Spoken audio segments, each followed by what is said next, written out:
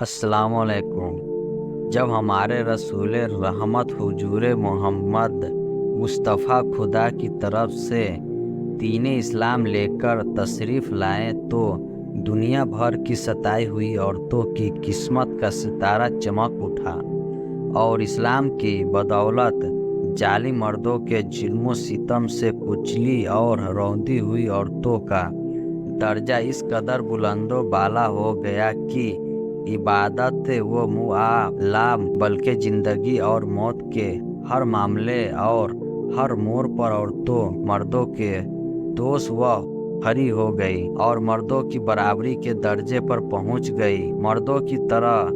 کے بھی حکومت مکرم ہو گئے اور ان کے حکومت کی حفاظت کے لیے خداوندی قانون آسمان سے نازل ہو گئی اور ان کے حکومت دلانے کے لیے اسلامی قانون کی ماتحتی کے عدالتیں قائم ہو گئی۔ عورتوں کو مالکانہ حکومت حاصل ہو گئی۔ چنا چانے عورتیں اپنے مہر دین کی رقموں، اپنی تیجاداروں، اپنی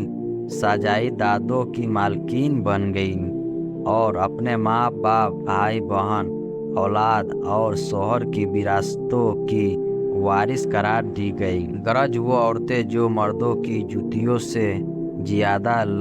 ذلیل و خوار اور انتہائی مجبور و لاچار تھی، وہ مردوں کے دلوں کا سکون اور ان کے گھروں کی مالکین بن گئی۔ چنانچہ قرآن مجید نے صاف صاف لفظوں میں اعلان فرما دیا کہ اللہ نے تمہارے لیے تمہاری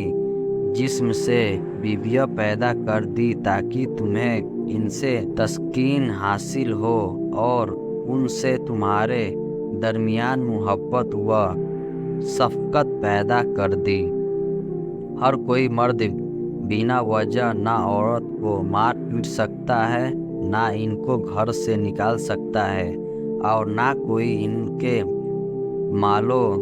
اسباء یا جائیدادوں کو چھین سکتا ہے، بلکہ ہر مرد مذہبی طور پر عورتوں کی حکومت ادا کرنے پر مجبور ہے۔ چنانچہ خداوند حسن نے قرآن مجید سے فرمایا کہ عورتوں کا مردوں پر ایسے ہی حکومت ہے جیسے مردوں کے عورت پر، اچھے سلوک کے ساتھ، اور مرد کے لیے فرمان جاری فرما دیا کہ اور عورتیں سلوک سے عورتوں کے ساتھ زندگی بسر کرو۔ تمام دنیا دیکھ لے کہ دین اسلام نے میاں بیوی کی اجتماعی زندگی کی صدارت اگرچہ مرد کو عطا فرمائی ہے کہ اور مردوں عورت پر حاکم بنا دیا تاکہ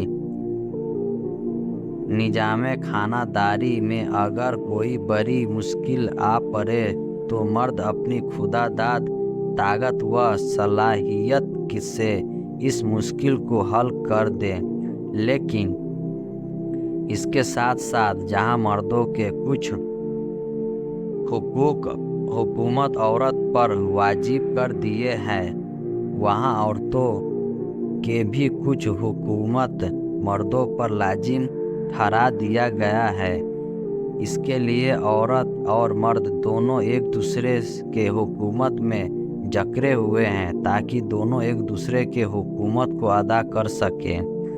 اپنی اجتماعی زندگی کو شادمانی و مسرت کی جنت بنا دیں اور نفاق کی وہ شکایت اور لڑائی جھگڑے کے جنت سے ہمیشہ کے لیے آزاد ہو جائیں۔ عورتوں کو درجہ و مراتب کی اتنی بلند منزلوں پر پہنچا دینا یہ حضور نبی رحمت کا وہ احسان عظیم ہے کہ تمام دنیا کی عورتیں اگر اپنی زندگی کی آخری سانس تک اس احساس کا شکریہ ادا کرتی رہے، پھر بھی وہ اس عظیم الشان احسان کی شکر گزاری کے فرض سے